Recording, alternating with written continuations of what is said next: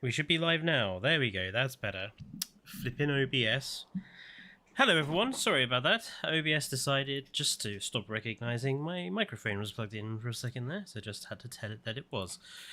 How are you all doing today? I think it's going to be a little quiet until Evo stops her stream, but that's fine. Hello, Barger.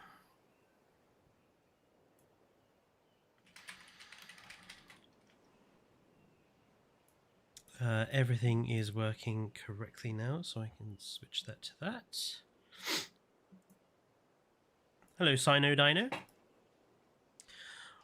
How are you doing? So yes, we are back on the realistic pug. First thing I want to do is just apologise for the lack of streams there were this week.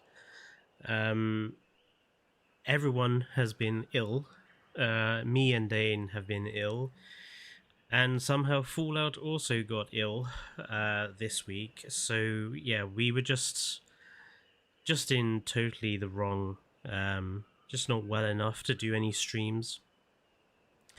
It's a bit annoying. It's meant I've used up all of the videos that I have previously made. There's one video that comes out next week that's all ready to go, so I'm going to have to spend next week editing. Lovely.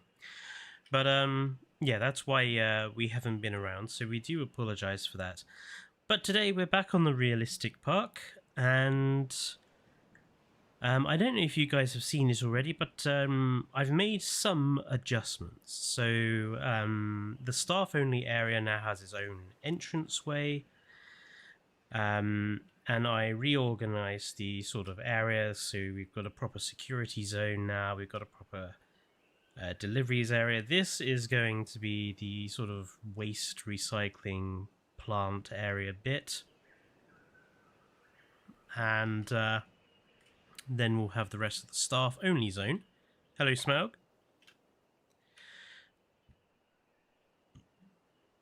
And I've put in, so this perimeter wall, which is also going to operate as a roadway, which will connect to the central Overwatch position, where we're going to have some, other staff buildings, ACU buildings, etc.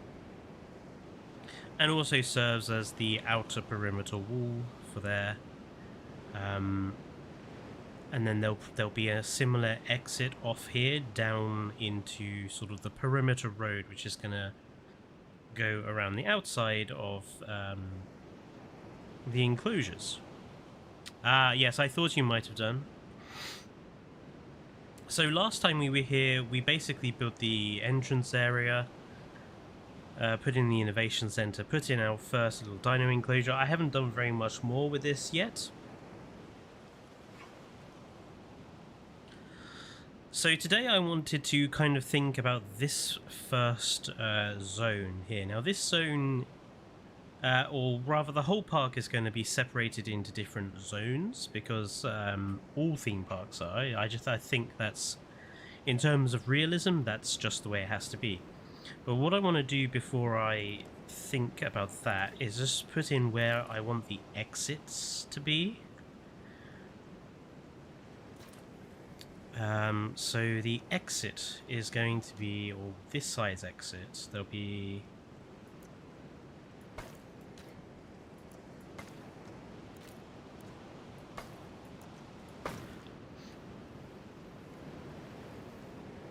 Yeah. So this pathway here is kind of where I want the exit. No, the sand line is where the ACU Ranger entrance sort of thing is going to be, but it can also connect up to the exit point. I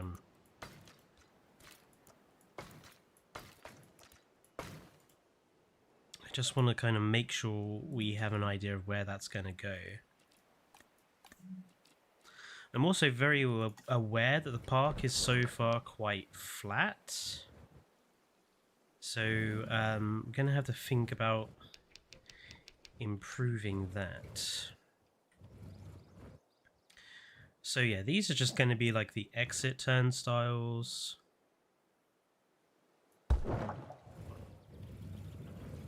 That's fine there. I am still quite ill, so I do apologise for any sniffing or anything. I'm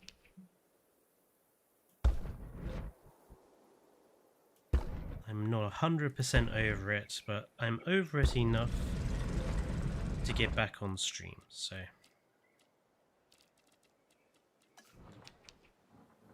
I'm thinking maybe we can then... Yeah, I'm thinking maybe we can then, like, use these wall segments to enclose the rest of the...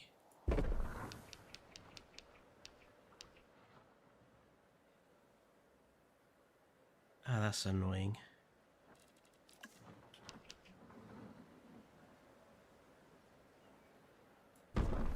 Oh, people are popping in. Fun fact, the Spinosaurus in this game is longer than the Megalodon. Yes, I have heard there are some scaling oddities, shall we say. But this is nothing new. Jurassic World Evolution is well known for its, shall we say, optimistic view of scale.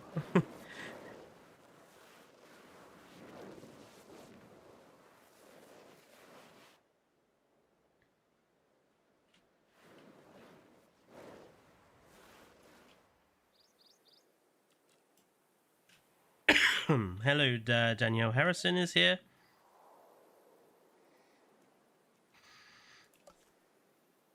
I feel in actual realism theme parks, they don't have any elevation.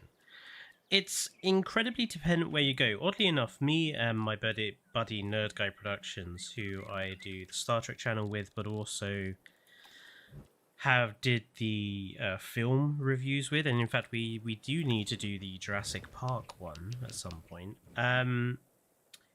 So he loves roller coasters and stuff, and in fact me and him are planning to get Planet Coaster 2 when it comes out and build a park together. There is quite a bit of a difference between how theme parks and stuff are in the UK to other places in the world. A lot of theme parks in the UK, they tend to be in areas where they're limited on how high they can build the park because of various regulations and stuff. So Alton Towers, which is probably our most famous theme park, is actually built in the grounds of a listed building. So nothing around it can be higher than the level of the trees. So in Alton Towers, they have to build down quite a lot of the time. And you'll notice if you go to Alton Towers, there is a lot of elevation changes between areas of the park. Whereas in a lot of American parks, they're sort of purposely built on an area of flat ground that's been given to them. So they tend to be, at least from my perspective, flatter. I prefer the English way. And that's not my bias. I feel like the English theme parks, we do theming and elevation and viewpoints and stuff. We seem to do all of it a lot better than a lot of places I've seen in, a lot of the parks I've been shown from America and stuff. That's just my perspective.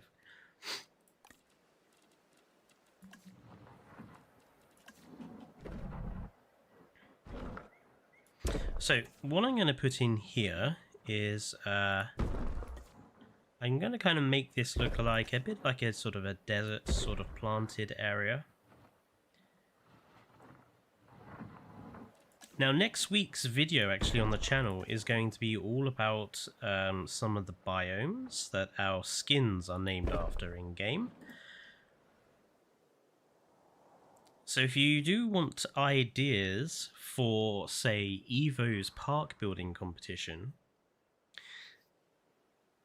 you might get some from that video if you want to do, say, specific biomes or specific skins in those biomes. It might be a bit of a dry video topic, but I think it's interesting. I think there's some interesting bits in there. So I'm going to want a couple of palm trees. We're going to put some of these in there. We're going to put some of these in there. We want some... Actually, yeah, we cactuses and stuff, haven't we?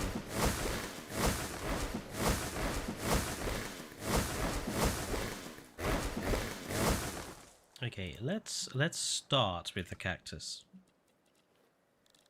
Because these guys are fairly chunky. And I want to make sure there's plenty of them around. Let's maybe have a couple here. And we're going to put some smaller ones.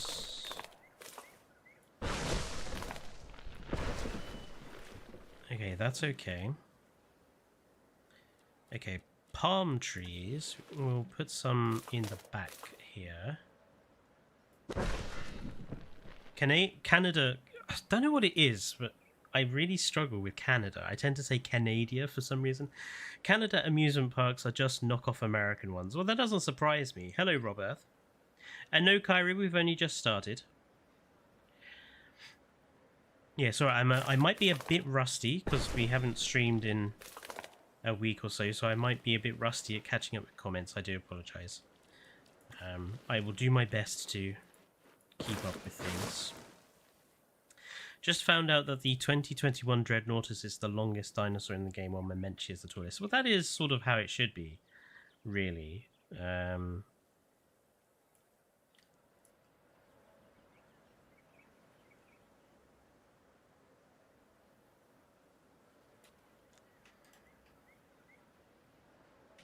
Hello, Melissa. Oh yeah, the cactus, the sound effects for this game are weirdly loud.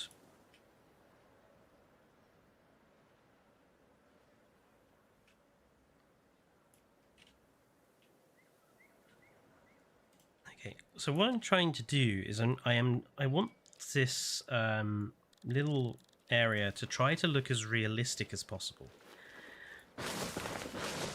which is obviously not easy.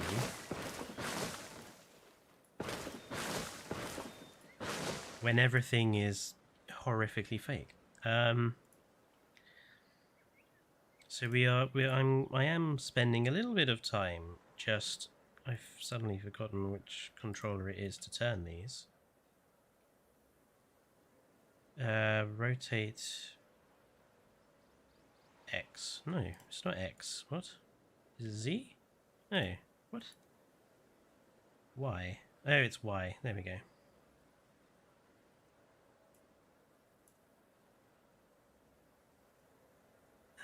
We're going to put one of these in there.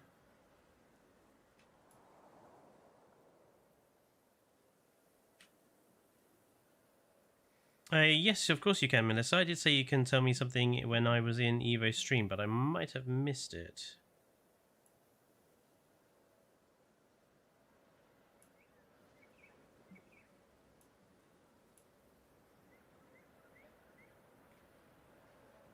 That there, I think that's fine.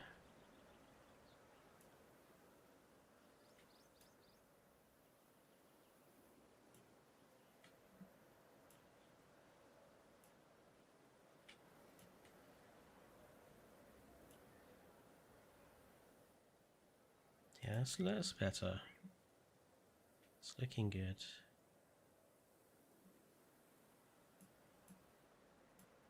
I don't want to have these prickly pears all as one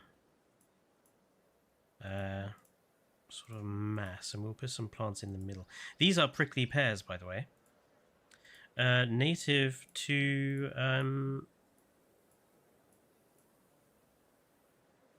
the Sonoran Desert.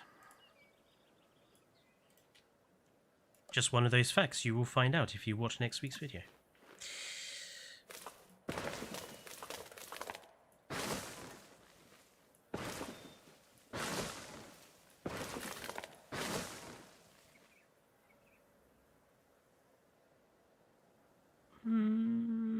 That's a bit too heavy on the plants. I think we need to find something else to put there with those.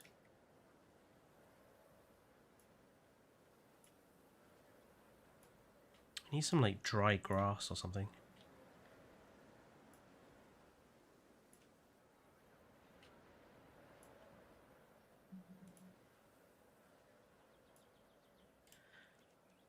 Is there a plant that looks like a dry grass or something? Yeah, the Mediterranean one, but it's too small. Just take forever.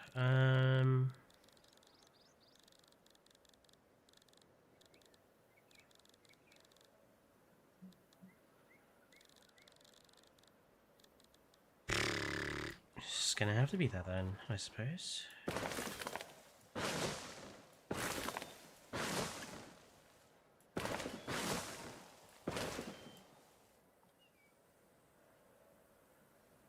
It's not too bad, I suppose. It's acceptable.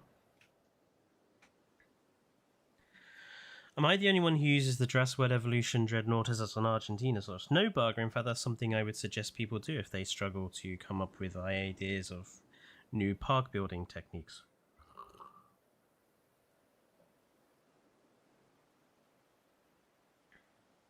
My mum's name is Melissa and my real name is Luna. I'm using my mum's account to watch YouTube.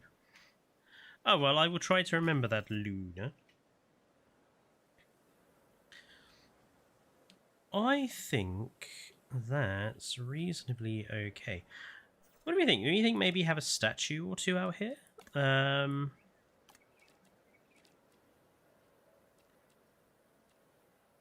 Let's see. So, I don't want a statue that's too big. I want it to be sort of slightly on the smaller side. We'll do something for Hammond. So something I was thinking of is that this entrance plaza will have like a couple of Hammond statues around here somewhere. I'm thinking.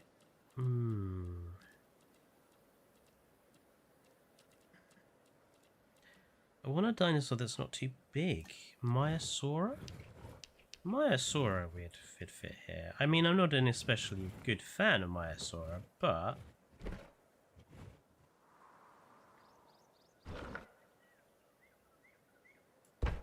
let's put one there.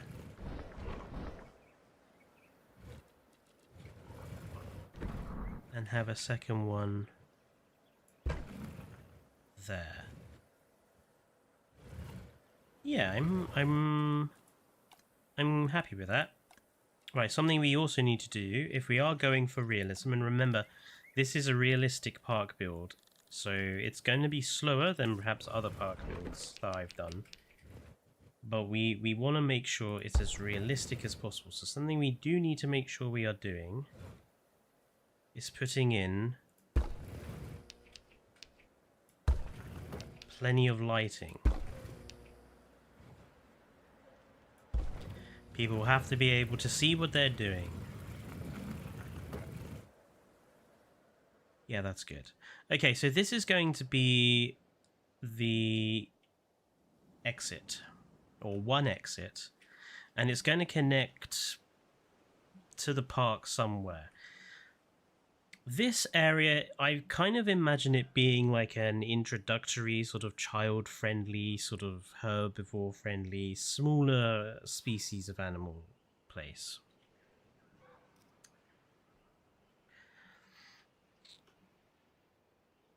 And I'm thinking, in terms of elevation, and I don't want it too high, but what I'm going to do is I kind of want the exit to be higher than this road, which is going to come around at the back of it. So what we're going to do is create just a little bit of raised terrain.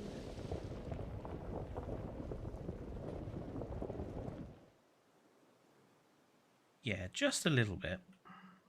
That might even be too tall. Let's knock it down just slightly.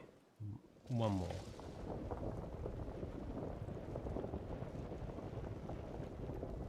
It's going to be like the exit path.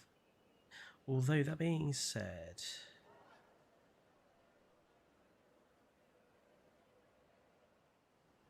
about the gift shops. I have a gift shop here. Going that way. Okay. Here's what we're going to do.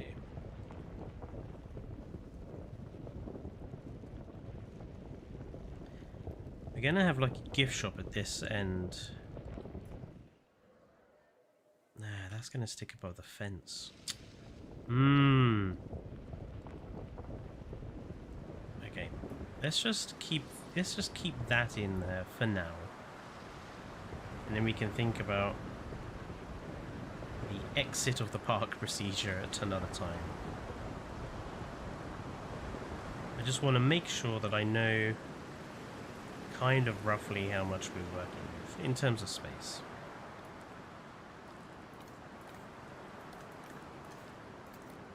So yeah, this is going to be basically like the cute critters area of the park. I don't want it to be too big.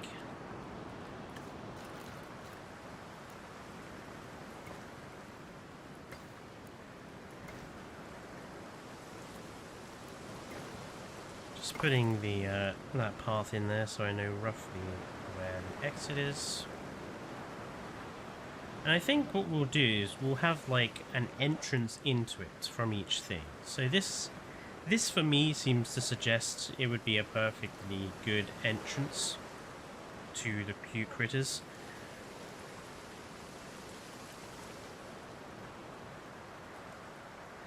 And we'll change the path color.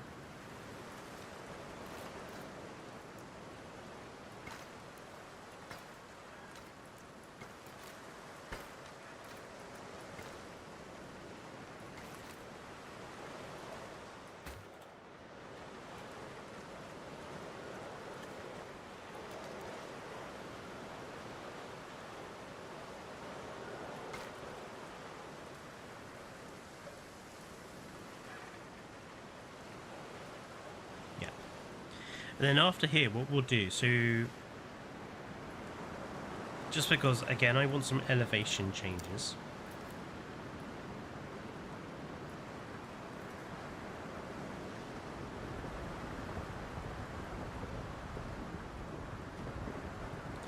Sort of one side of this is going to be low.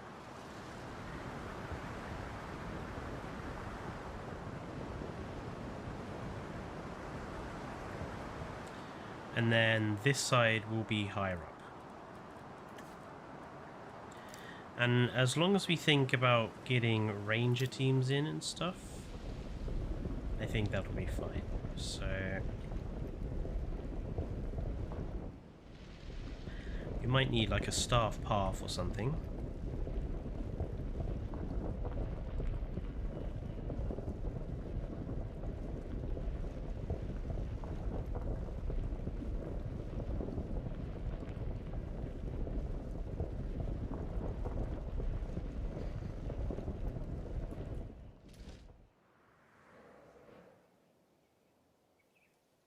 I think that's enough. I think that's enough depression there. Blimey, Chad is busy tonight. I wish there was an option to make it rain non-stop. I can make it rain non-stop if I wish, but I don't, so I won't.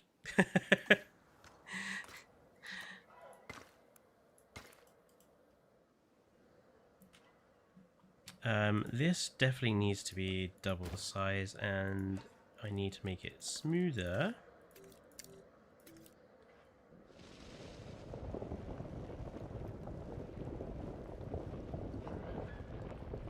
There we go.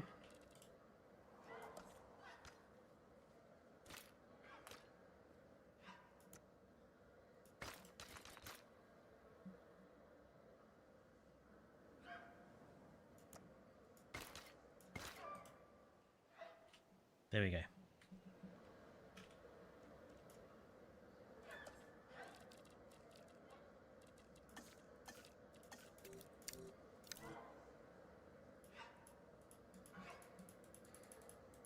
just going to come down there. I think that's not too steep.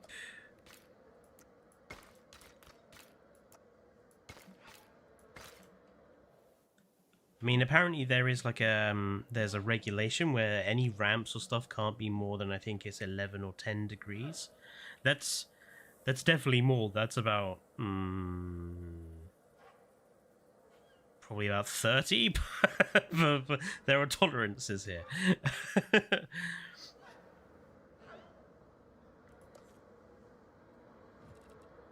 Now again, I want to use some of the wall pieces just to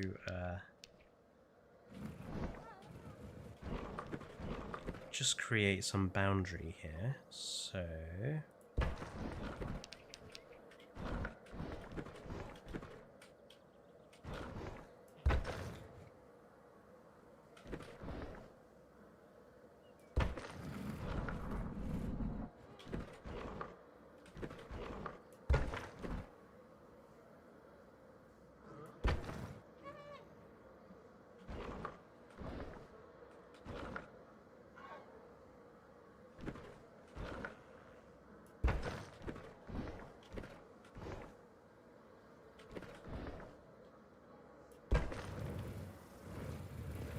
that's fine.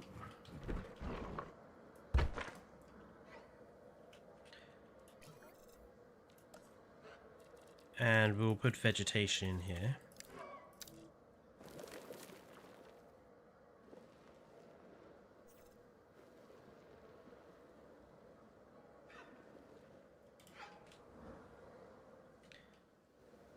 This I kind of want to have as a little garden area too, just to serve as like an entry point to the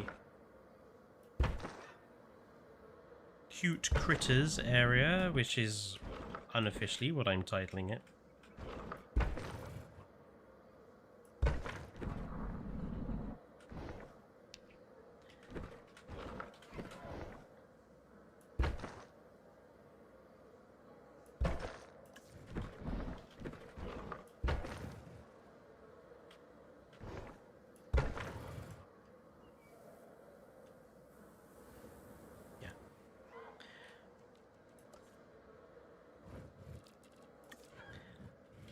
Smaug, what are you doing in chat?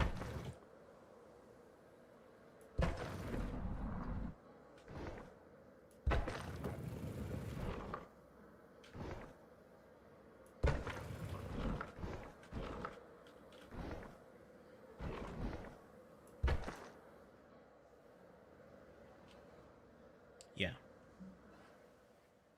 Something like that.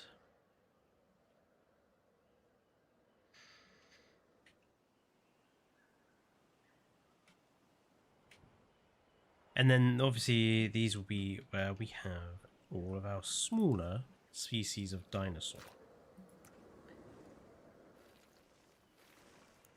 Now to begin with,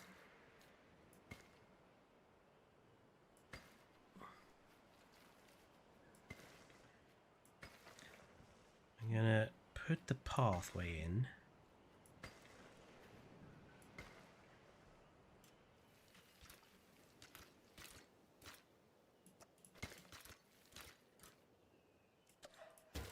Oh, I'm usually quicker than this.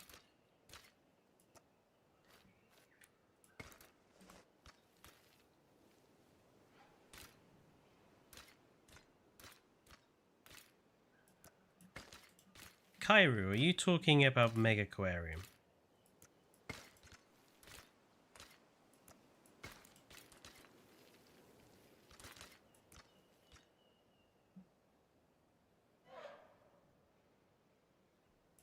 Nice. I'm still building my I've decided to rebuild. Like, I was reasonably happy with the aquarium I had begun to build, but I thought I could do better, so I've restarted. I wanted to take a slightly slower approach. Okay, so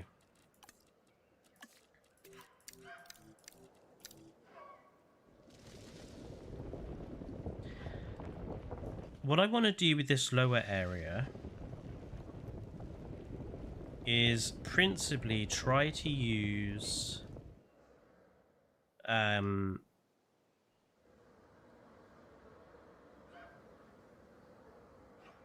the cage pieces that we have and try to create a sort of caged area here on this lower level. I know park build. It's obviously, you know, everyone has their preferred sort of style. I honestly don't mind Megaquarium's styling. I think it works fine. Now, that's annoying. So we are definitely off with the...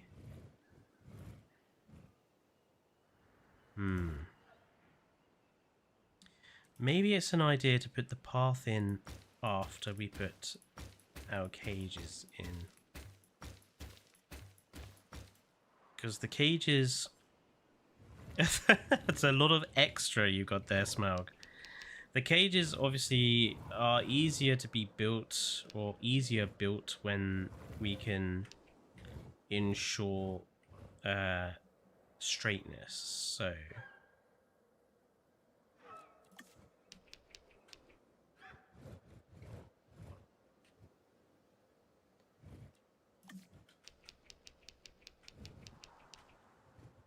I don't want the cages to be too small. I kind of want each one to be sort of something you could walk yourself around.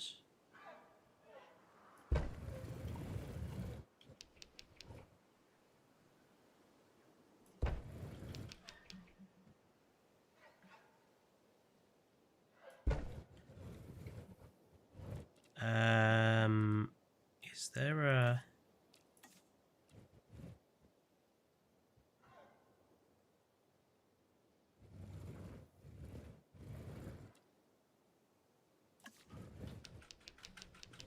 How do I do this, do we think?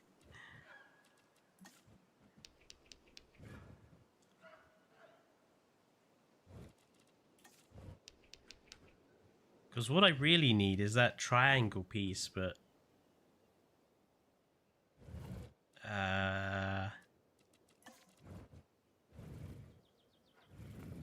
Oh, I should probably use that one, actually. I've used the wrong one. Let's try that again. Let's use that one instead. And do 1, 2, 3, and 4.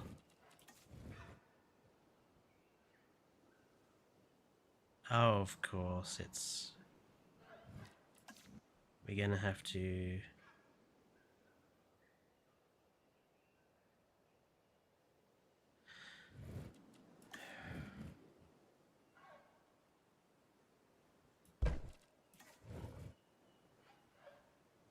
Really?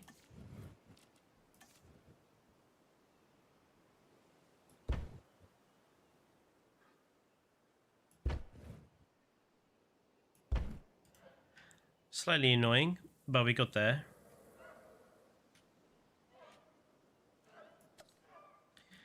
And now we're going to have to make sure that each one... Well, actually, before I put those walls in, I also want to have some glass walls here. Where can these go? They're actually surprisingly shorter.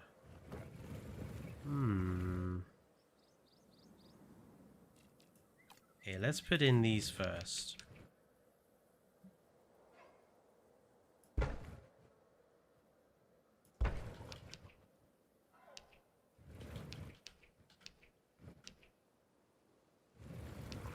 See, this is the other problem with these cage pieces, is that because he's gone for a particular shape,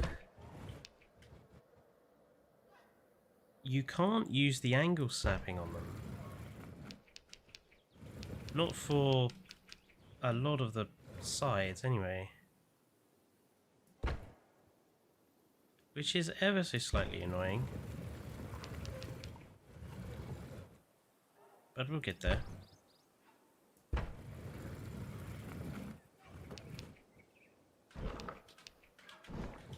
So for these, they've got to kind of be like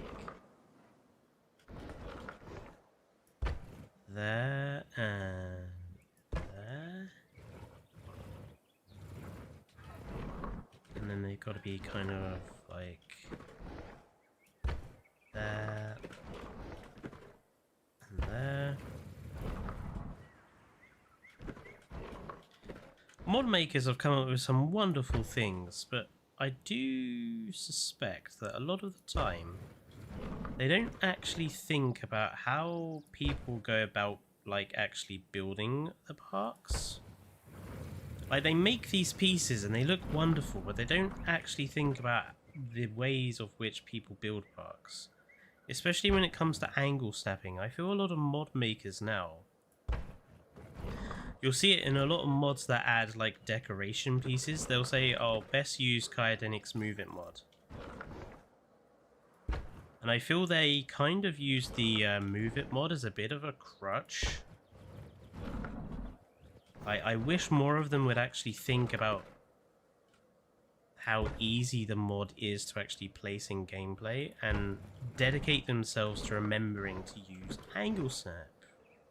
Because a lot of people build with angle snapping. That's not looking too bad though so far, is it? Oh, sorry, I'm missing chat. My apologies. My biggest problem with Mega Aquarium and by extension with Zoo Tycoon is that the habitat shapes are quite pre-made. I would say that's... I would say the problem with Mega Aquarium is that because it utilizes pre-made tanks,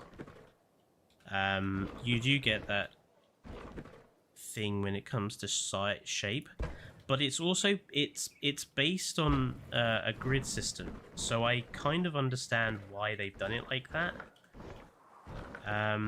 There's no other real way of getting around that with a grid system,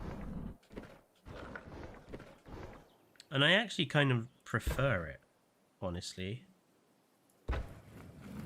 I wish Jurassic World Evolution 2 had a grid system mode where it would just put out a grid for you, because it would save dealing with all this angle snapping a lot of the time. It would make building parks and designing parks a little easier too.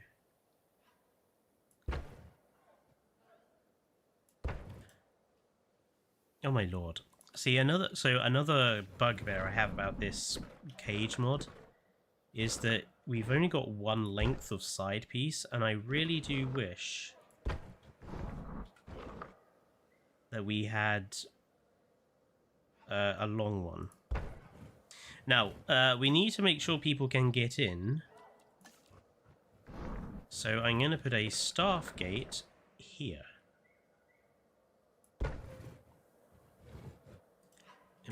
That's a little out of place, isn't it?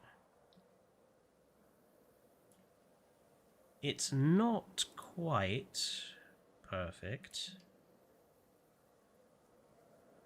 but the occasional gap we can kind of cover up, so I don't mind that. Now, I am going to put in the path that's going to go around the edge.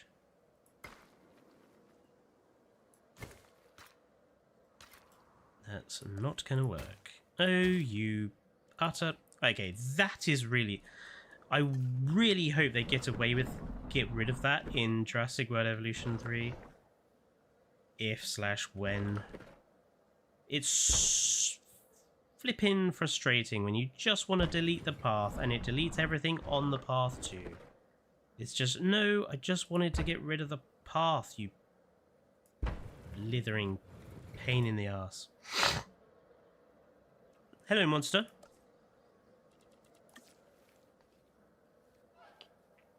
Yeah, I mean, I would agree with you, Barger. I only play Jurassic World Evolution 2 with mods these days. I mean, to be honest, I only ever played Jurassic World Evolution 2 without mods for about 2 weeks, and then I was like, yeah, this game is doing nothing different.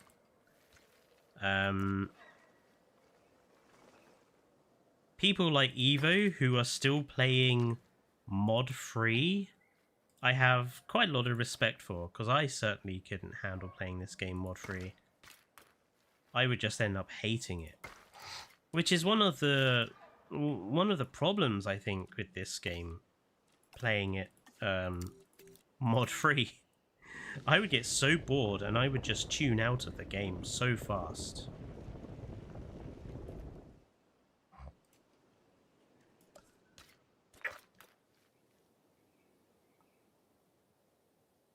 Workshop support is good, Kairu. It's kind of what's also going to make Prehistoric Kingdom a really good dinosaur game, is the workshop support. I mean, it's one of the reasons why I have not brought City Skylines 2. Is that they have decided not to go with workshop support, as well as releasing a game which is apparently buggy and content like lacking.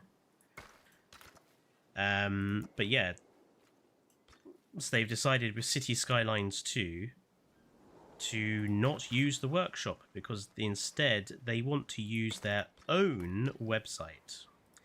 And there's only one reason game companies do that, because at some point they'll probably want to put paid content on that website and sell stuff.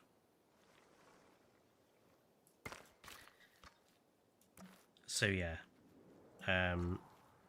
it's a bit gutting, because I loved City Skylines 1, but it's just not a very good runner on modern systems.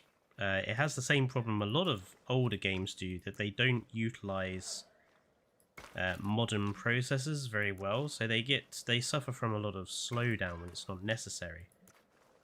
And City Skylines is one of those that just does not run at all well. There we go, look at that. Oh, of course, it's gonna...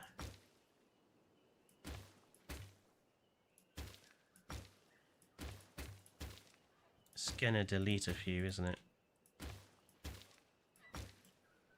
Yes, it did. But we built the surrounds. Honestly.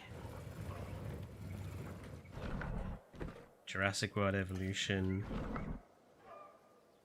2 is trying my patience.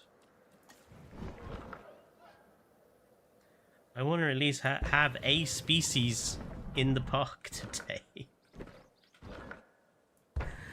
Oh. It's also stopping me keeping an eye on chat. What I'll do in a sec is... Where are we? We're 44 minutes in. What I'll do is, at the halfway point, I'll take a break and we can have a proper chat, and I'll catch up on stuff I'm missing.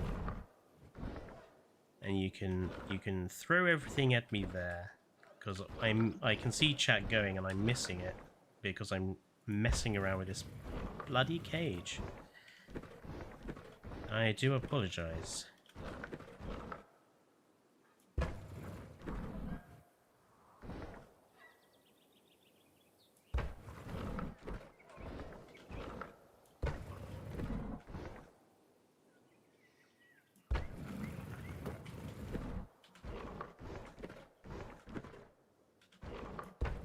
Any gaps, we'll just put a light pole or something up.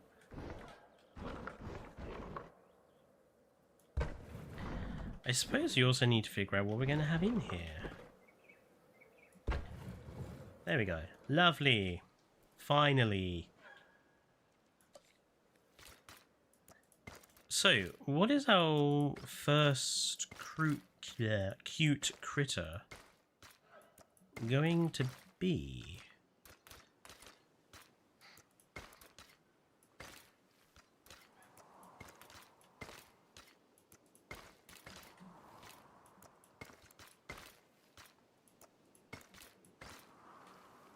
Any thoughts?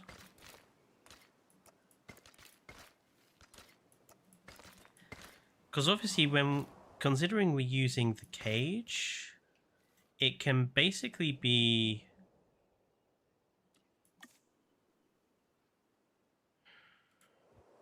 Okay, instead of you deleting the fence, I'm just going to move the bits of fence and then I shall put the fence back. Because since we're using a cage, it can really kind of be any creature, but I would like it to kind of remain with that sort of cute, family-friendly sort of aesthetic. So, any suggestions? That's beautiful. Sinosauropteryx. Brachiosaurus. Brachiosaurus might be a bit much for this cage.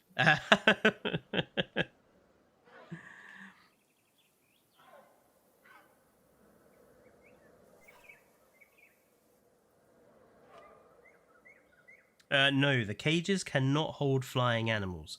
I did do a check on that, and they just escape.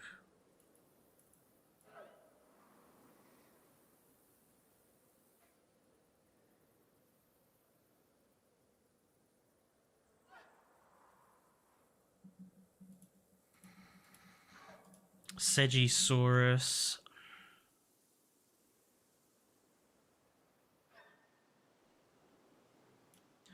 I'm going to remove these roofing panels just for the time being, so it's easier to design the insides. I also want to think about animal enrichment again for in here. So what I kind of want to do is I want to give them like a den sort of arrangement.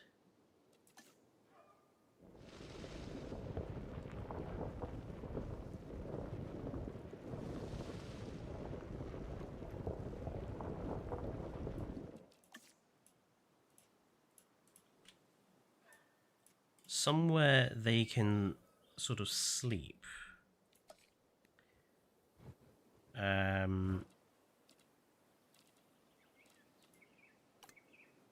Easiest thing to make this from is probably going to be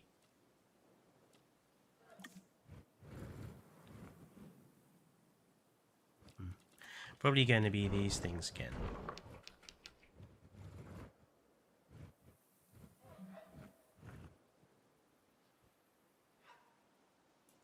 So we need kind of 4 of them basically, and then we'll shrink them down.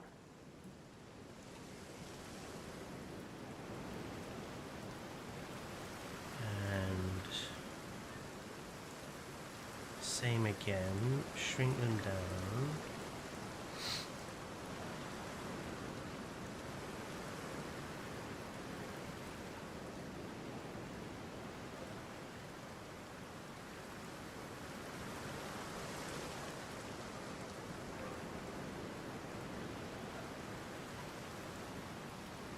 And then what we'll do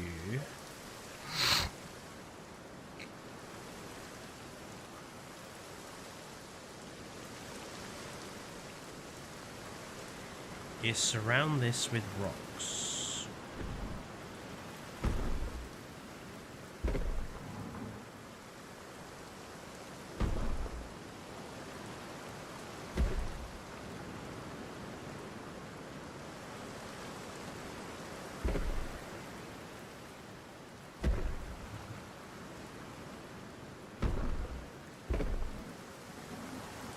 thusly.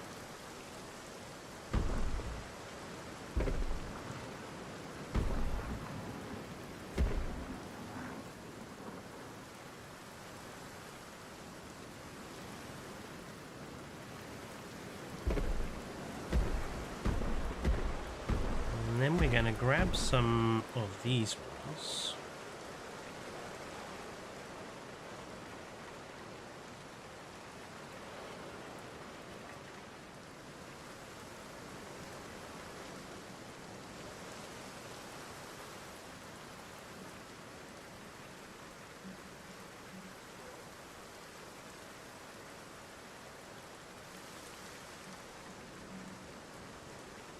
See, because obviously it doesn't have to be usable, because this is all just for appearance's sake. It just has to look like something you'd see at a kind of a zoo.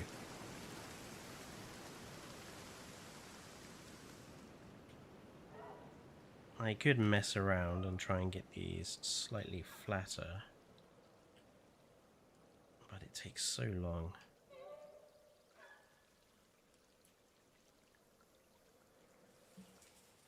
There we go. So now we kind of have like this little rest area, and then we can put the vegetation around this to bed it in properly. Monolophosaurus. You know, Monolophosaurus might be a good suggestion for in here, actually.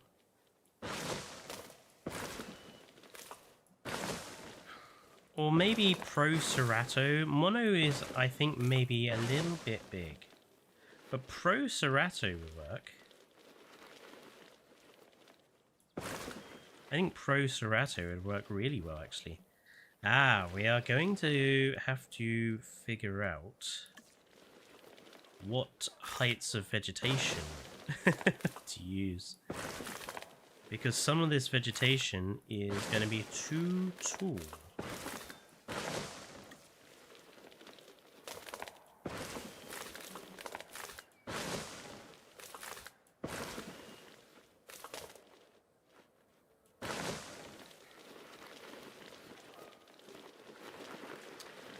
We do also need to think about water. Bugger. Where can water go? Oh, don't be doing that.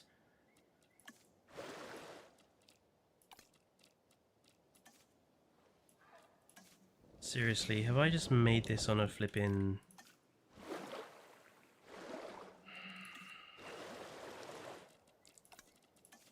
Really do despise it when that happens.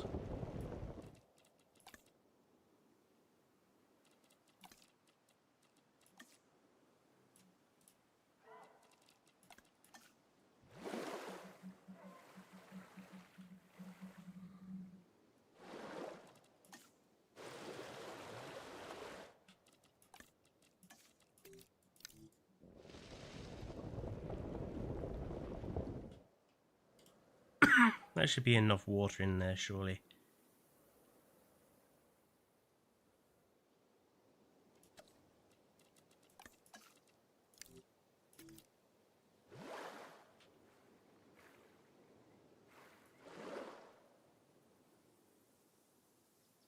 Of course you're going to do that.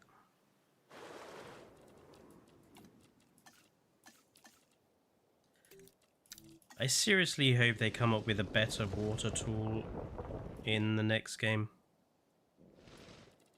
Because this water tool is stupid and annoying. Water troughs would be preferable, frankly. Let me put down a bowl of water instead of messing around with natural water. I'm seriously hoping that's enough.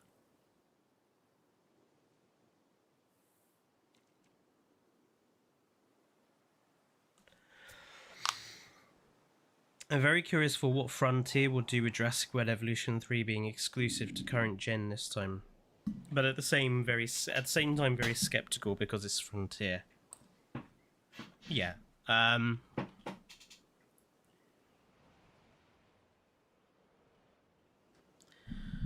Yes. I know what you mean.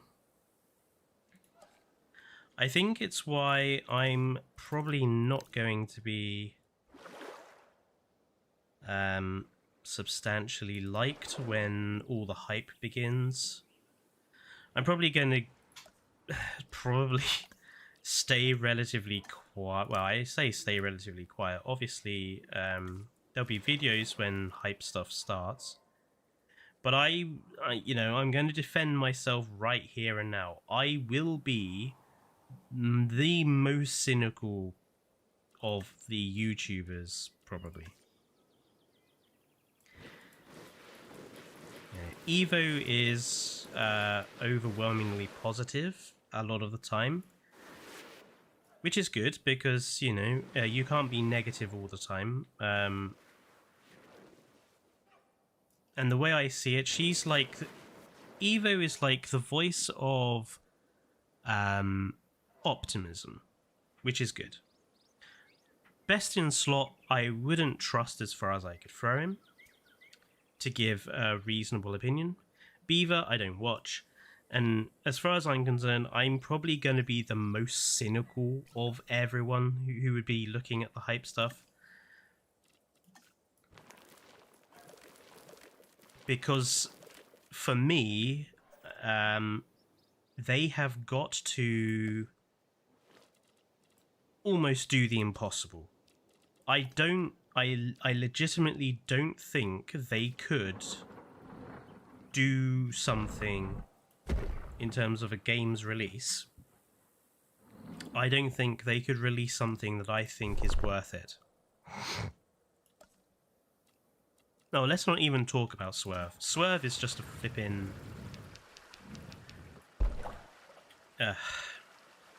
Look, I shouldn't talk ill of other YouTubers, because it's in bad taste. But when it comes to Swerve, Mr. Misleading Thumbnails, Mr. Clickbait, Mr. Distributor of Incorrect Information, who literally became popular because he appeals to children, which are an easy audience to tell lies to and make them think it's the truth. It's because of him that a lot of people thought the new Jurassic movie was going to be called Jurassic City, because he posted that and they all believed him. Even after it came out as wrong, people still believed him. And he didn't change his tune until it was really obvious he got it wrong. And then he tried to act like him getting it wrong was part of the plan. I don't like Swerve. I think he relies on the youngness of his audience and clickbait and all the worst sort of YouTube tendencies. I think he relies on them all, and that's how he makes his money. That's just the way he is. I've always tried to be honest and truthful in my thumbnails, and I do not try to do clickbait. In fact, I've only ever been accused of it once, and it was simply because of something I had written which came across in a way I didn't intend it. Why don't you trust Best in Slot? Yeah, it all comes down to what happened with Jurassic World Evolution 1.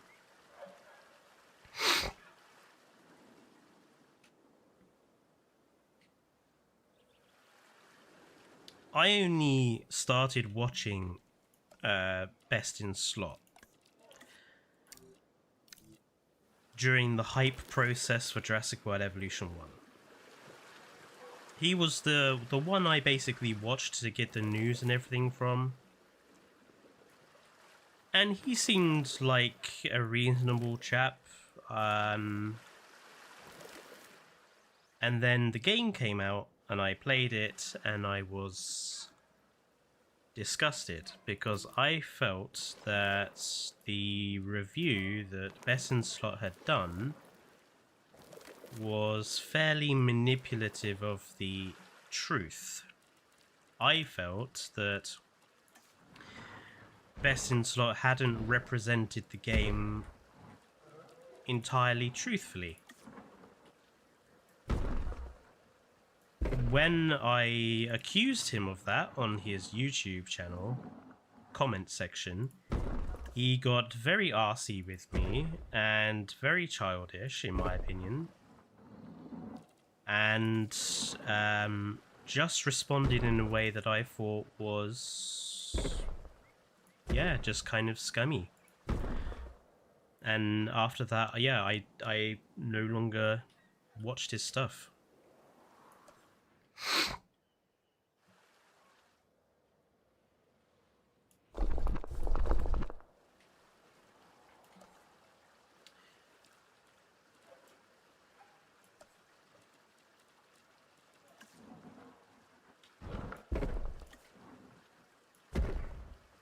Like, for me, when it comes to doing YouTube, if you're going to do YouTube, let's take a quick break so I can keep up with chat. If you are going to do YouTube, in my opinion, you have to tell the truth as much as you can. Obviously, you might not have all of the information.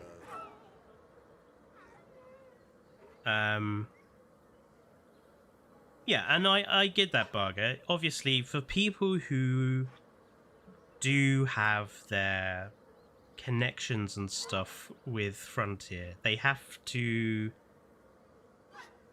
toe the line, perhaps.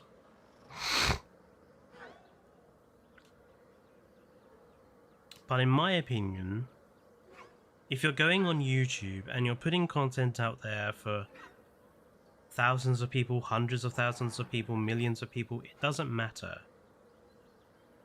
You should be truthful with them. And when it came to Jurassic World Evolution 1, I don't think Besson Slot was truthful. I think he was deceptive, and I don't think he was willing to criticize the game's faults, of which there were many, many, many on day one. And obviously he didn't want to do that because otherwise he becomes, you know, bad with Frontier. And this is why no matter how big I get, no video game company is ever going to ask us to be a content creator for them, because I'm too willing to point out the problems that exist with something and not look over them for the positives. I always try to be balanced in the review. I say what's good, I say what's bad, and come up with a review. What I don't do is what I think, and I do see it with a lot of YouTubers, they point out what's bad, but then they spend double the amount of time on what's good, or they just gloss over what's bad without really going into detail about it. And I just think that's disingenuous to me. Honestly, the Dominion DLCs being paid content makes sense. It's a movie that came out after the game release. Well, it doesn't really, Barger. Not when you think about the fact that this game was supposed to come out with the film, and it was only because the film got delayed due to COVID, which causes the difference in time of release for this game and the release of Dominion. So what that means is that likely the Dominion DLC stuff was ready to go and was carved out of this game before it released, because obviously it would give spoilers for the film. Now, I accept the spoiler thing, but them selling it back to us when it was probably in the game to begin with for free just kind of doesn't sit well for me. I reckon all the stuff in Biosyn, the Biosyn DLC, I reckon everything in it was in the game to start with. I think the Malta one might have always been a paid content thing, but I reckon the Biosyn DLC, all of it I reckon, was sold back to us. Yes, Barger, I know that companies are only here to make money. That's not the point.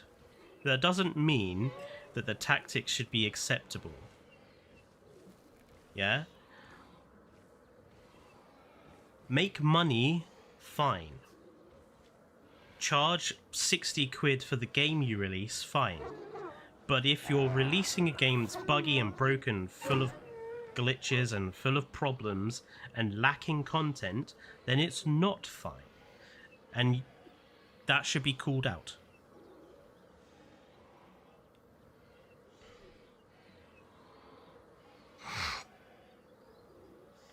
Exactly, Yao. You know, in Jurassic World Evolution 1, we got the Fallen Kingdom species for free. We got the Nasutoceratops for free. Would it be so bad of them to have given us the Dominion species for free? Like, even if we had just got, like, a couple of the animals or the Giga model for free, I'd have been fine with that and paying for the rest. The problem is the fact that we paid for all of it, when I bet it was carved out, the original game. Jurassic World Evolution 1's expansions are so much better than this game's. I'm sorry, they just are.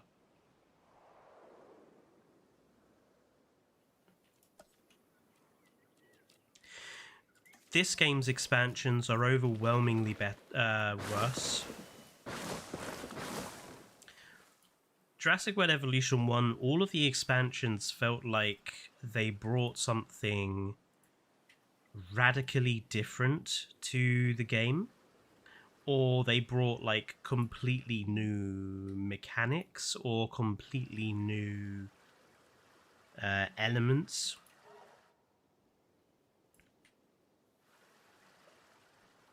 And I don't think we got that with even the big DLCs for this game. They just felt like, oh, well, here are some new maps. Okay, new maps are not, you know, a radically cool thing. And what mechanics did we get? I don't think we got any new mechanics, really. Oh, we got the black market thing, which was broken day one, oddly enough.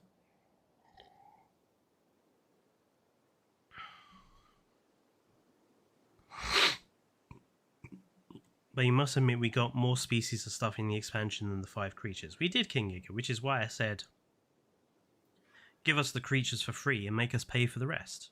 I think that's a more acceptable way of doing it. And that's exactly why I waited a year until all the stuff was in. Exactly, and this is the problem with not just this game. I'm not saying Frontier are bad by any means. There are worse companies out there. But Glitzbog hits on a very important point. That too often these days, you buy a game, and then you are expected to wait 6 months to a year before it's actually the sort of quality that you would expect to pay money for. Which is just really disappointing.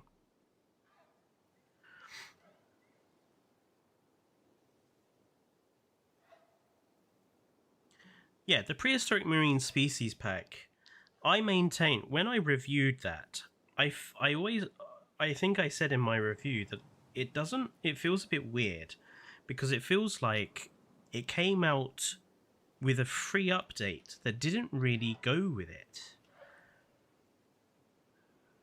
Like, and I think it's fair to say Evo was also a bit confused, because from what I remember of conversations around at the time, I think we were all assuming the free update was going to do something aquatic as well, and it didn't.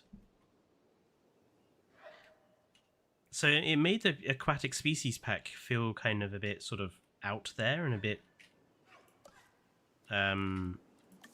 sort of without other elements. I mean, obviously, at some point I have to do my end of game review for this. And I'm only holding off at the moment because it's Frontier, and Frontier cannot be predicted, and, you know, Frontier haven't yet officially said there's no more development on the game.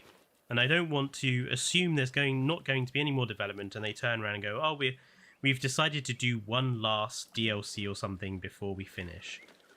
I think it's unlikely, but this is Frontier. You can never be sure. So I'm holding off until we get, you know, full confirmation. But one element of that review is going to be the fact that I think every system that they put into the second game that was new failed. Like, I think with every new thing they added, they failed. I think the lagoons were a failure. I think the aviaries were less of a failure, but I still think there's problems with them. The scientist system was a colossal failure.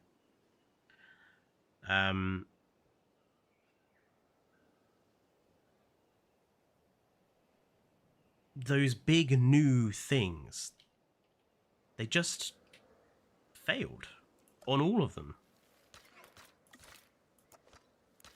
Which makes me really nervous for the next game. Because I'm like, what are you going to do in that next game to make us buy it? Like, I've heard lots of different ideas from various people. And I think we all have ideas about what they might do.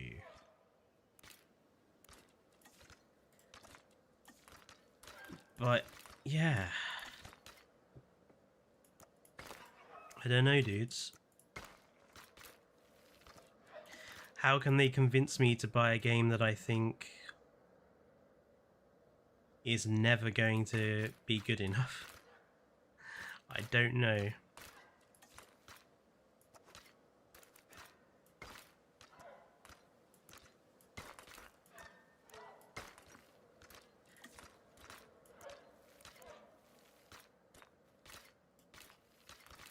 That being said, I'm I freely accept that I'm a very fussy individual, overwhelmingly so, I'm incredibly difficult to please. Which is, both a bad thing and a good thing, in my opinion. I think it's very easy to be easily pleased. That makes sense. To just say, oh, it's alright. Oops. Right, did we decide on a dinosaur for this particular enclosure? I don't remember if we did. So I think we are finally at the deciding on animal point.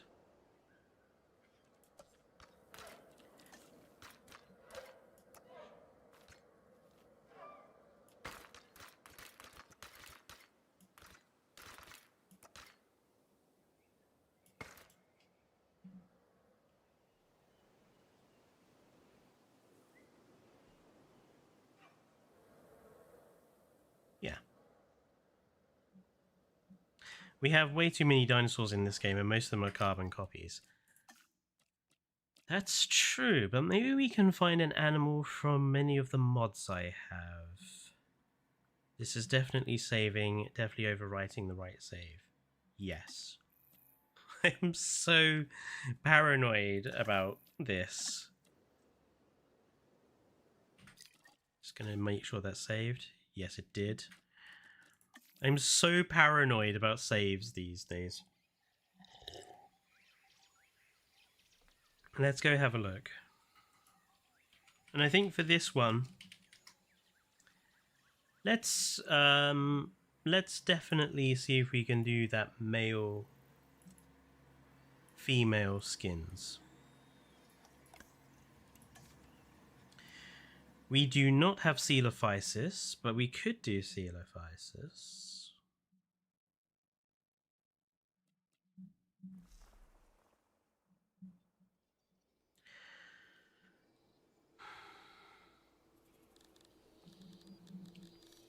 No, up to 162 animals now. Some of which I will be showing off in the mod spotlight, which is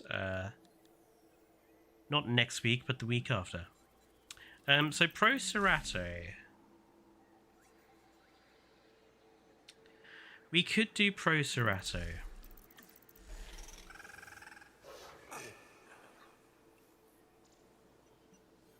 It's kind of cute.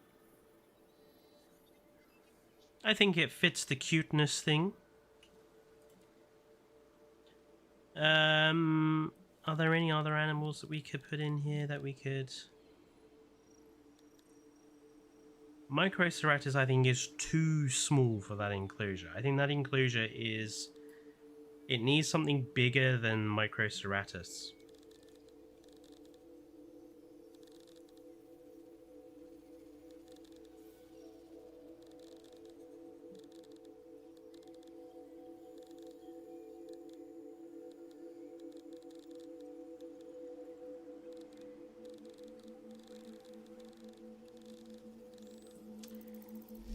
Yeah, Procerato. I think we'll do Procerato.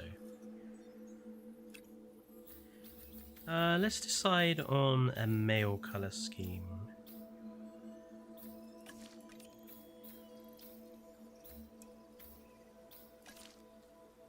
That's quite nice.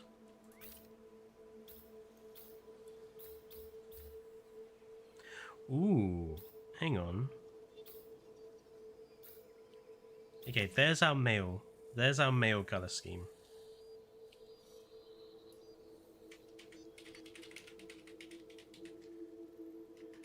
Right, Proceratus is Death Valley, and Porkrana is the male.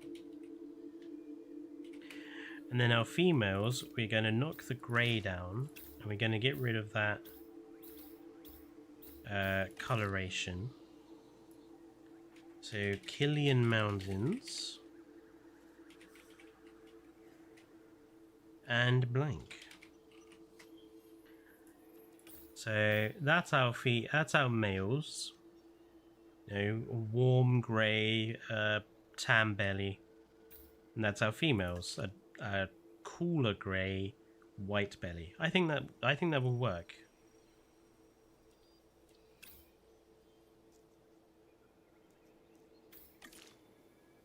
And I definitely think the red works the best.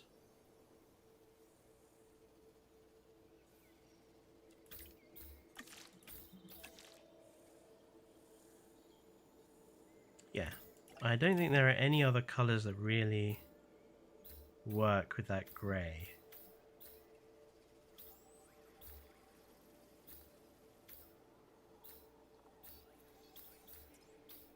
No.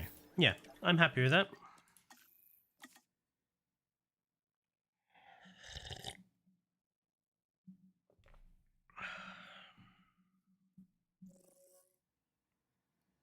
Yes, Berenzin.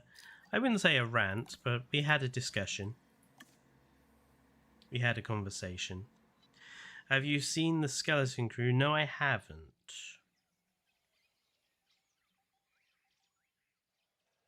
I'll be honest, I don't watch a lot of YouTubers these days. Not really. I'm too busy making bloody content, let alone watching it. I watch some of my history-based stuff on YouTube, but that's about it these days.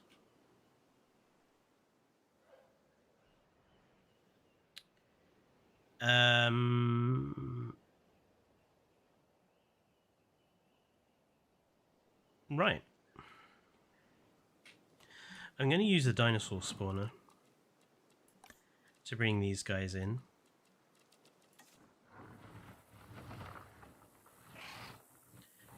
And it's Death Valley, which is... Oh no, that's the wrong one. It's that one, and it's Death Valley, which is that one.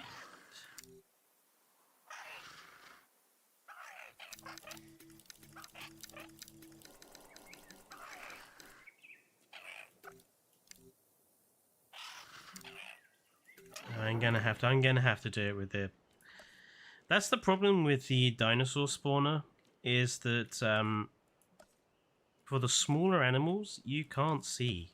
You just cannot see what it's doing. We'll put the hatchery in the car park.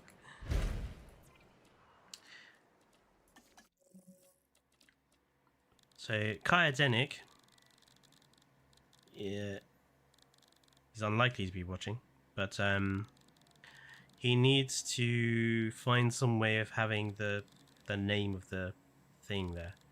Proceratosaurus is there. And I need Death Valley, which is number 2, and Porkrana, which is number 4. And we are going to take 2 animals.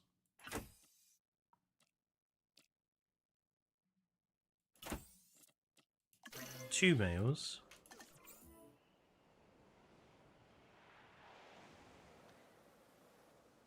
And we're going to play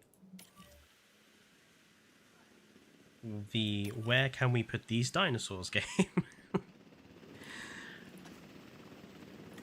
Now the females. Killian Mountains blank. How many females? I think 4. So 1,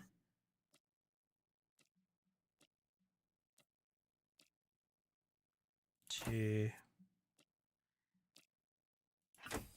3 and 4.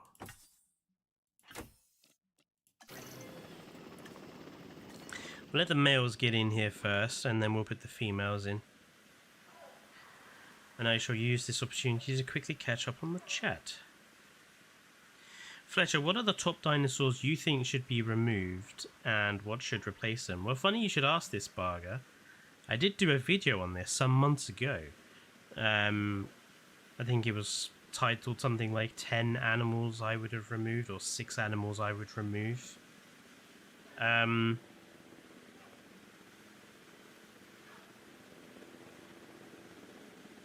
But, you know, as a brief thing, I would remove, say for Jurassic World Evolution 3, I do not think that Chunkingosaurus, I do not think that Maiasaura, I do not think that the hybrids, I do not think that Pterodactylus or Marodactylus should come back.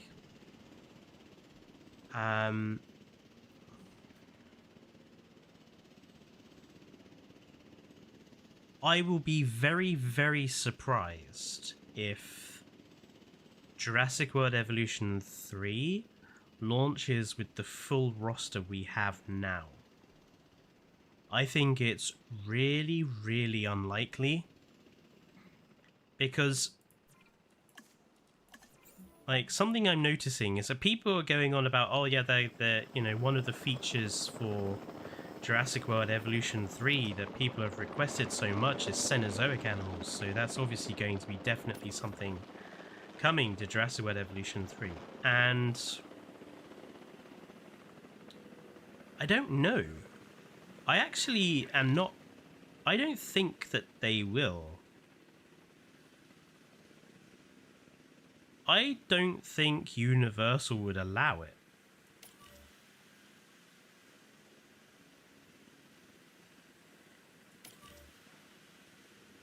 And I think if Cenozoic animals were coming, they would have to remove some dinosaurs somewhere, because a roster of 122 is already massive.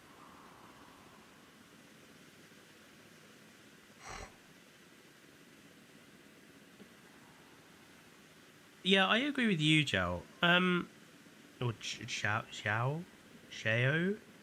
How do you pronounce your name, dude?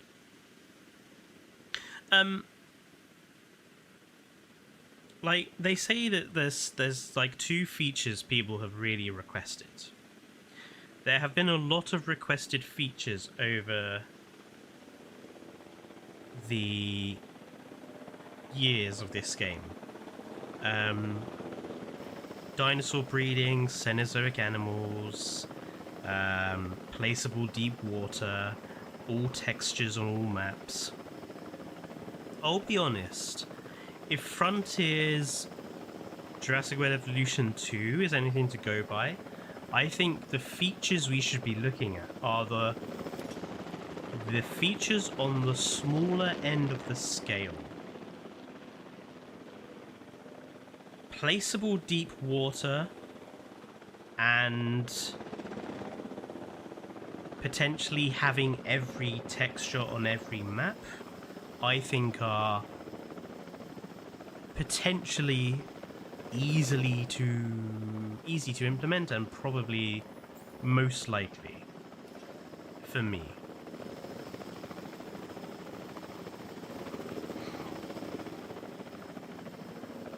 Dinosaur breeding, I will be very, very surprised. Cenozoic animals, I would be even more surprised.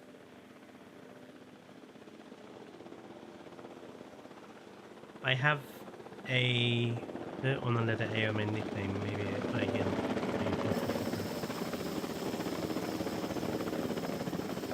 I'll be honest, I'm not very good with foreign languages, so that doesn't really help.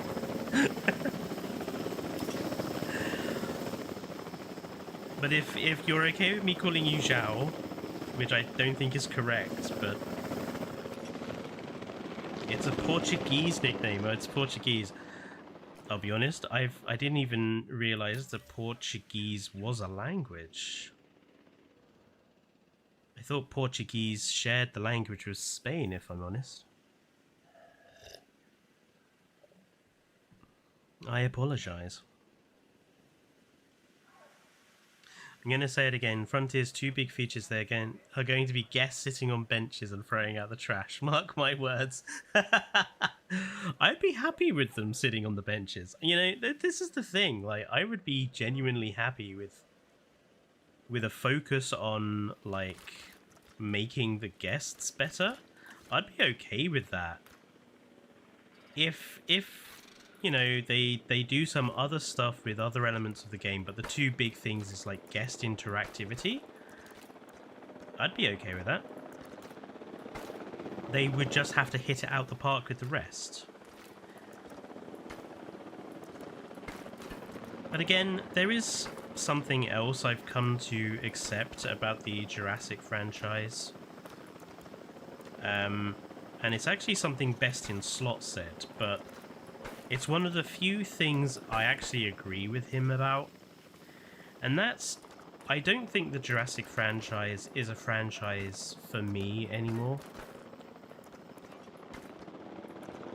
The franchise has become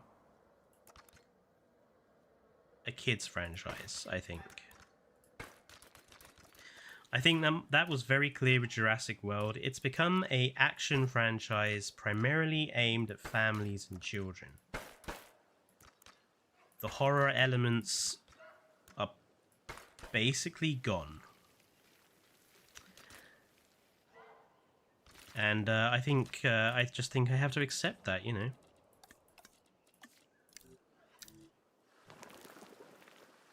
Not accept as in I'm not going to complain about it, but, you know, I have to accept that the movies are just never going to be what they were anymore. they're aimed at a totally different audience.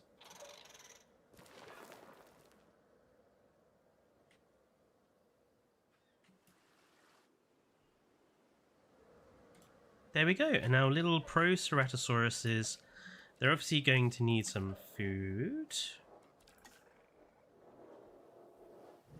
which I'm going to put at the back. There we go. That I think they would just, like, they would be just big enough to go into the shelter. So I think the shelter idea still works.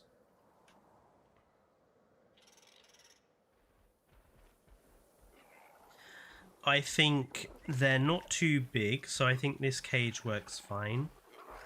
I think they're not too dangerous, so again, I think the cage works fine. I think it makes sense you'd have a handler who would be able to go in there. If, you know, they were careful. I think Procerato is probably as big as I would Verge for a cage like this. So yeah, I think that's a good pick, folks. I'm just going to give them some plants in here. Like that. Yeah, I think that's a pretty decent first enclosure. Let's put the... Haha! We're going to have to raise these.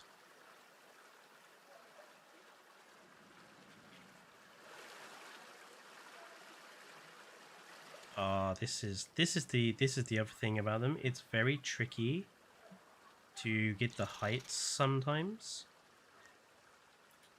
So that there.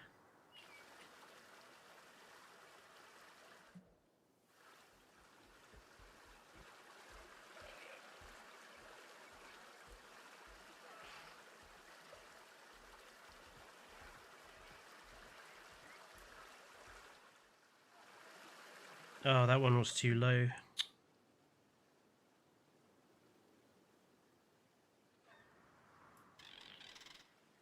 Needs to go up a little bit more. Probably needs to go up again, just by a smidge.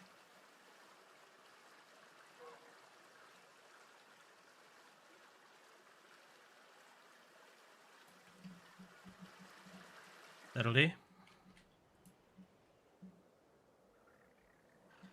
This one, I just saw that drop down by a shit ton, so that's going to have to go up by quite a margin.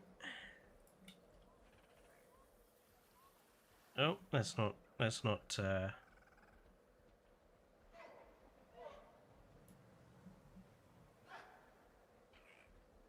It's going to have to go up again to there. That's I'm gonna say that's okay. And this one,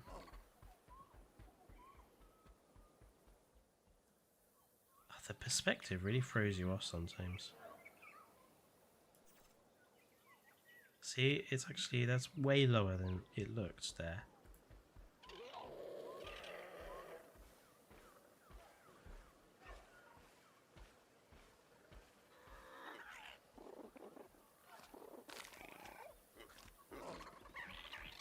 It's, you know what it is? It's the fact that the colour.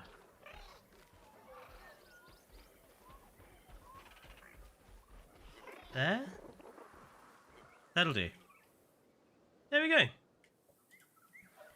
Our first our first cage enclosure, and it only took us near enough 2 hours to do. This is awful. A number of dinosaurs in a massive Tape Planet Zoo, for example, with the base game and all DLCs, there are 187 animals in the roster.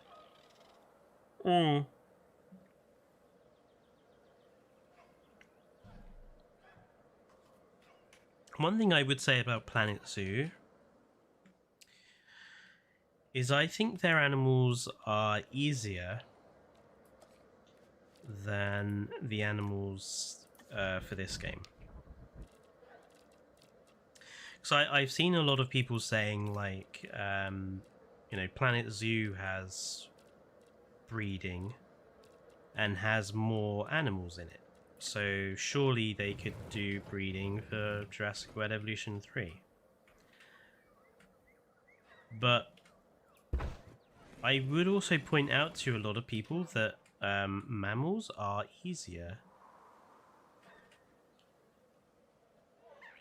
If you look at most mammals, they tend to be relatively similar in terms of body structure. Like 4 legs, short-ish tails on most of them, similar postures and similar gaits. Mammals are not known for having thagomisers, or ridiculously long necks, or ridiculously long tails, or spinal plates, or frills and horns. And that's where I think the complexity comes in with doing baby dinosaurs. Now, I do think there are a lot of ways around it.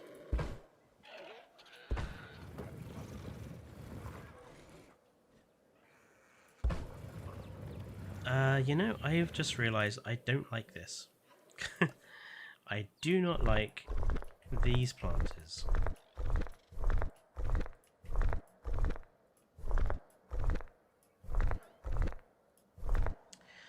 I'm gonna go with the bigger ones.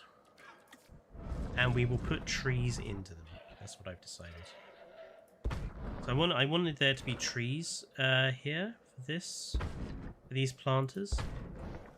But we will put trees in ourselves. That's what I've decided.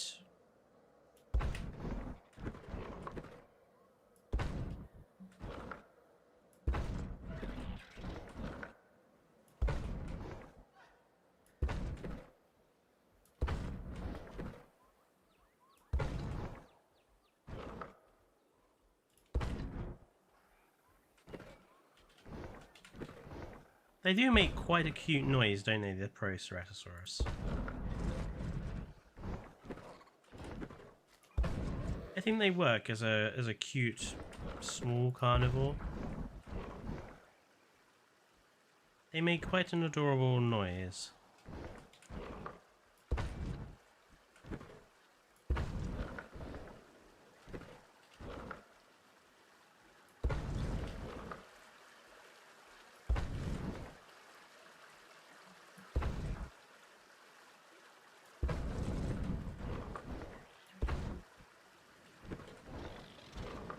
That gap there we'll fill in with something.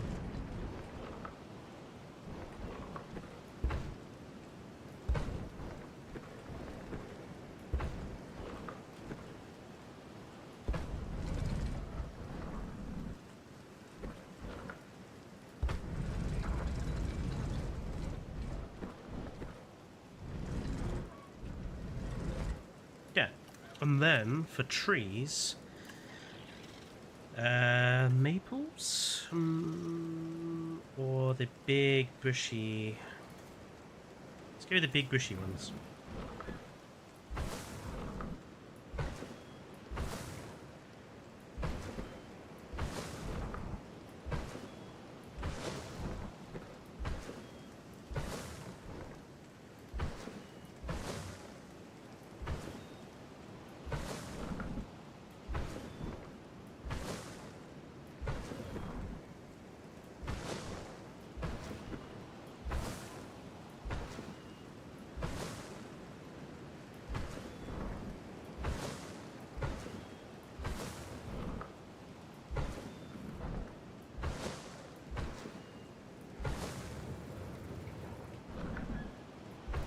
Like that.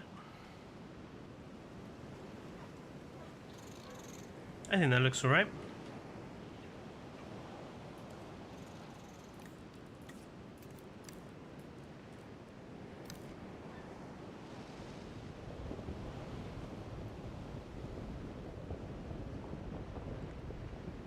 Obviously, for this particular enclosure, the animals are small, so we don't need to worry too much about rangers being able to, like, sneak around the back, as it were. This one is fine to have as just a straightforward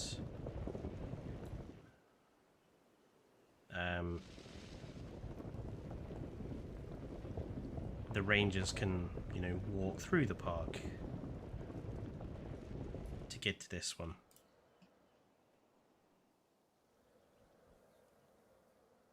And then obviously we'll have seating emplacements. We'll put some decorative foliage in here as well. Put a statue or something here and here, just to demarcate this off as Proceratosaurus cage. Homalocephaly feeder enrichment. Oh my god, Atifa, you are a monster. You are a that's the equivalent of putting the cuttlefish in Subnautica into the bioreactor. That is monstrous. I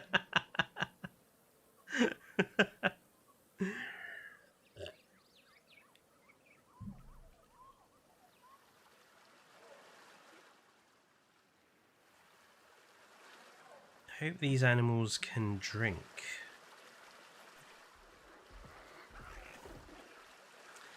I kind of want to see them actually drink so I know for a fact they're able to.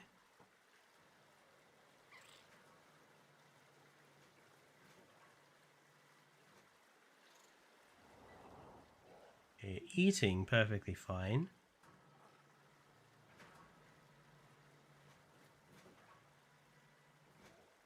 Drinking is happening. That's good. That means that everything is working correctly.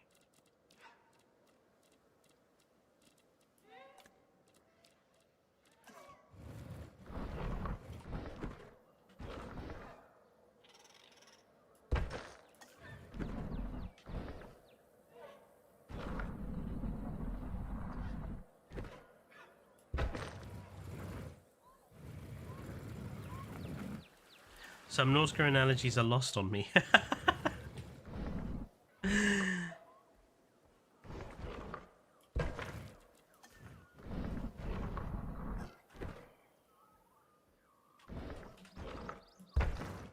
Homalocephaly are adorable, and they do not deserve to be plugged into a feeder.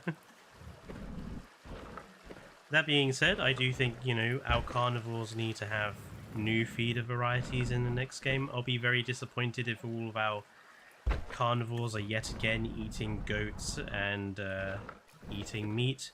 No, I half suspect that that might also be one of the features, you know, that they might be giving us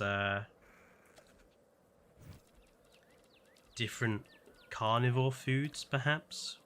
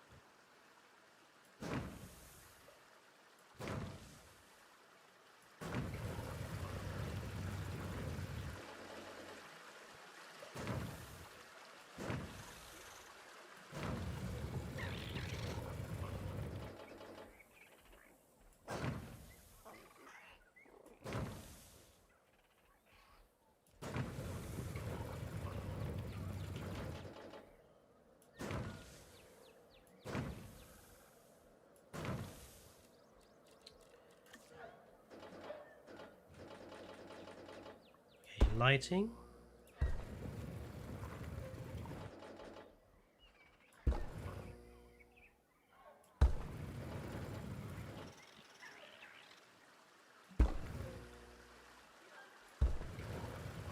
So one thing I have decided on is that this is going to be a non-24-hour park, so we're going to have no hotels on this park. Because theme parks just don't very you know, the whole hotel theme park thing is a bit weird to me. So yeah, we're not going to have hotels. It'll also make things a little bit easier. But we will think about things like trash cans.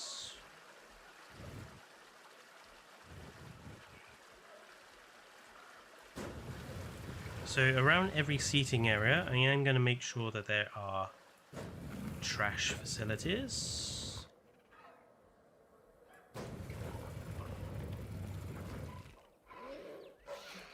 There we go. And that there's plenty of lighting.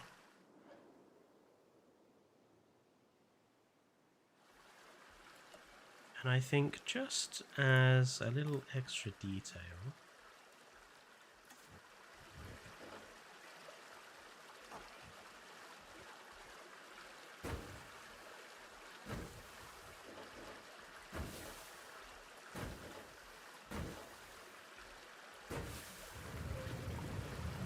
I'm just going to put some little plants around the edges of these amber statues, just to make them look a little nicer.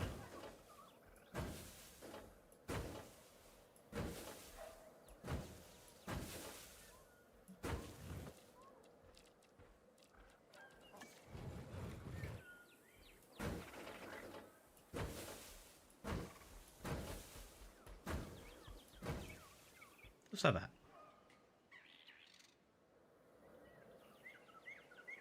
Yeah. I think those are looking quite handsome.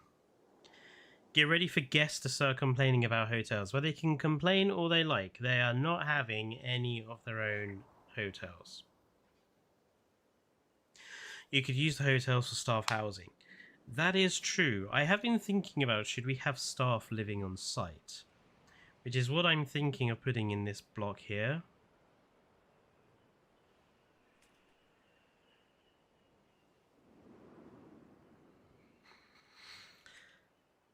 Because even if you don't have guests 24/7, security staff you would definitely need to have 24/7. So it probably makes sense to have staff living on site. So we could have staff buildings or staff dormitories here somewhere. We just need to think about how that would actually look.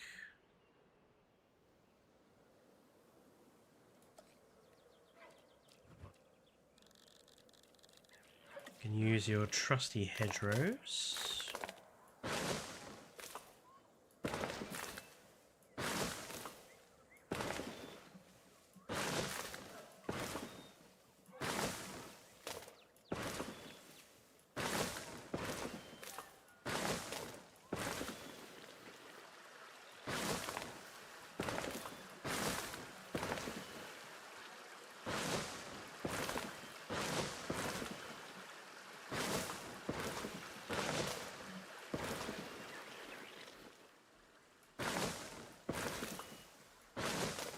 You know, that's another feature that I've seen a lot of people request that could be in Jurassic World Evolution 3.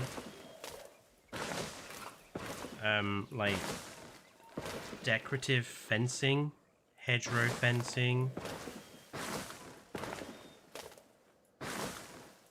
It's a feature I have seen people request, and it's a feature that wouldn't be too difficult for them to implement.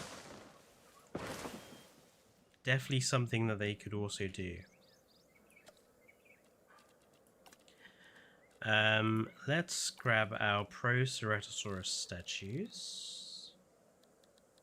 Quetz Proceratosaurus.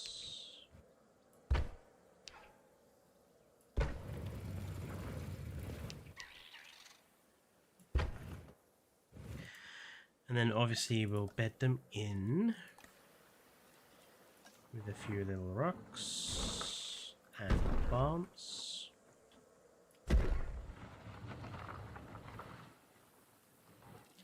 That one will have to be just plants.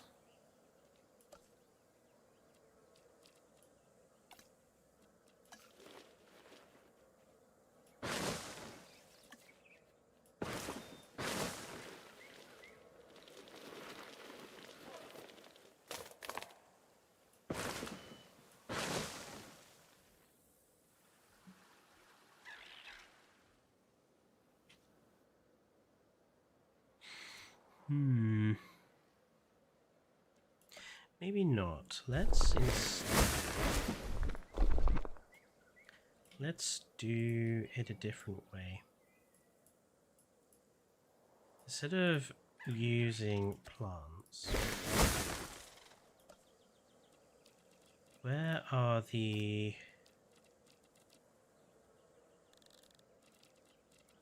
There they are.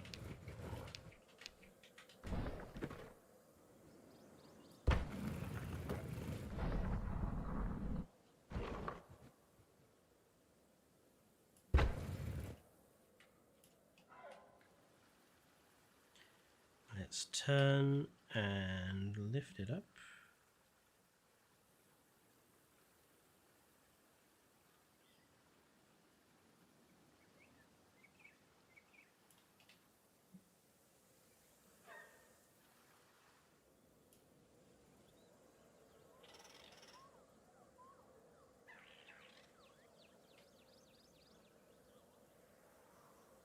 Oops, wrong button. Turn it, lift it up.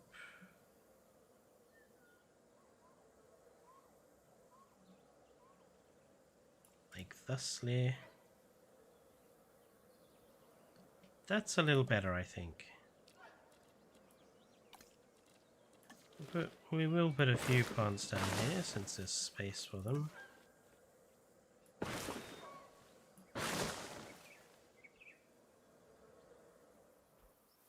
Yeah, I think that works better.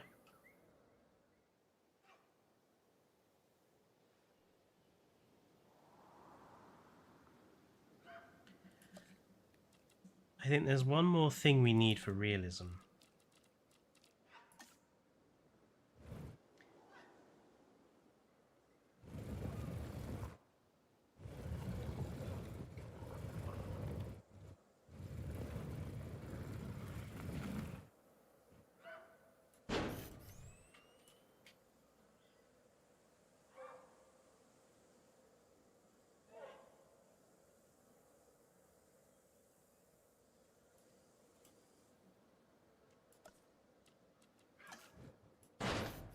What the?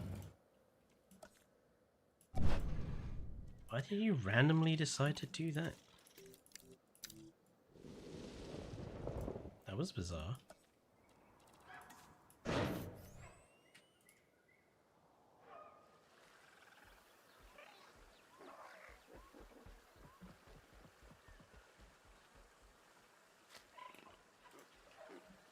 Just a couple of security cameras for, you know, to keep an eye on what's going, because these are carnivorous, so, you know, you've got to make sure that they don't escape. So for me, it makes sense for there to be some security.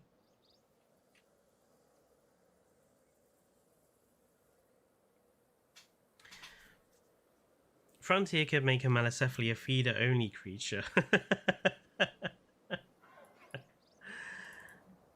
I mean, personally, I think compies should just be feeder only. Or have, like they could introduce a system where you have to have, like, little compy dens in enclosures to, like, clean up after dinosaurs. Especially the carnivores.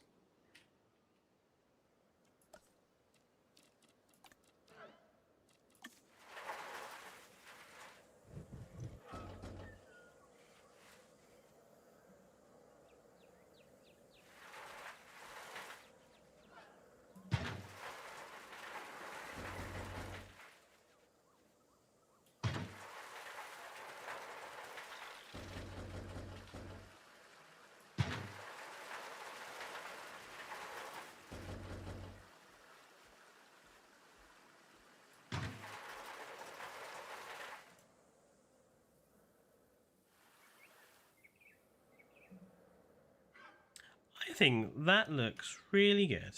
Obviously, we'll have to build more of these cages along this route. And if I get time, I will build some more cages along this route off stream so that the cages themselves are done, because we spent quite a lot of time just doing the caging, which I accept was pretty boring.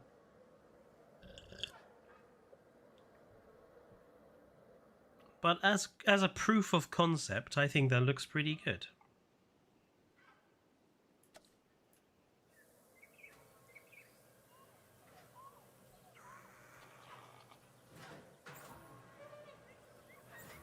You know, you could sit down, you could watch them.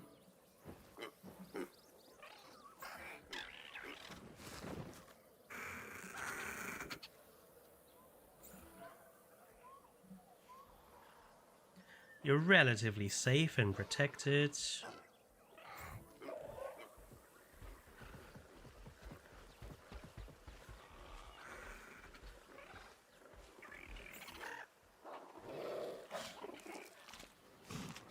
And I think the little den works very nicely too.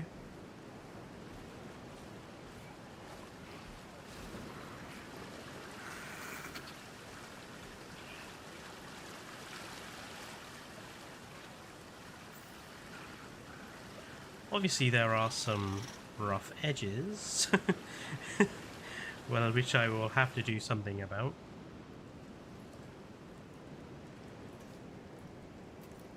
Why is that? There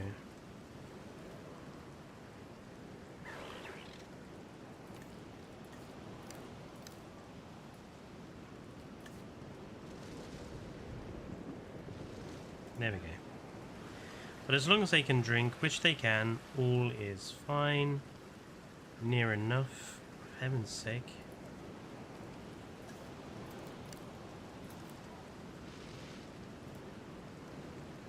Thank you. These ones are actually really badly positioned. I didn't do a very good job on these two.